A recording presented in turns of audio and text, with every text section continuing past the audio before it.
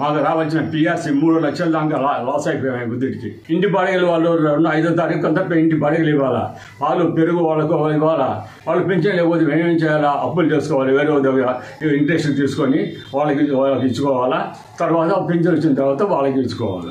ఏం లేదు, ఈ ప్రభుత్వం ఉండేంత వరకు మేము ఏదో చేసుకోం, సావడమో లేకపోతే ఊరికి వెళ్ళిపోవడమో చేసుకోవాలి, అంతేగాని ఇక మేము బతకలేము. ఈరోజు ప్రభుత్వం దుర్మార్గంగా తయారై అసలుకి ఒక నికృష్టంగా నియంతగా తయారై మరి ఈరోజు ప్రభుత్వం ఇచ్చినటువంటి జీవులకు కూడా వాల్యూ లేకోకుండా పోతుంది. దాదాపు 90% మంది పెన్షనర్లు ఈరోజు అనేకమైనటువంటి బాధల్లో మరి బెడ్లో ఉండేటువంటి వాళ్ళు, కుటుంబ పరిస్థితులు చాలా కష్టంగా ఉండేటువంటి వాళ్ళు, మందులు తింటేనే బతికేటువంటి వాళ్ళు అనేక మంది ఈరోజు ఉన్నారు. మరి 15వ తేదీనో 20వ తేదీనో పెన్షన్ పడితే వాళ్ళ యొక్క పరిస్థితులు ఏంటనేటువంటిది ప్రభుత్వం కొంచెం కూడా ఆలోచన లేకోకుండా ఉంది. ఇన్ టైంలో మందులు కొనుక్కునే శక్తి కూడా లేకుండా పోయే పరిస్థితి ఈనాడు రిటైర్డ్ పర్సన్స్కి ఈనాడు ఈ ప్రభుత్వంలో మాకంతా కూడా ఏర్పడింది.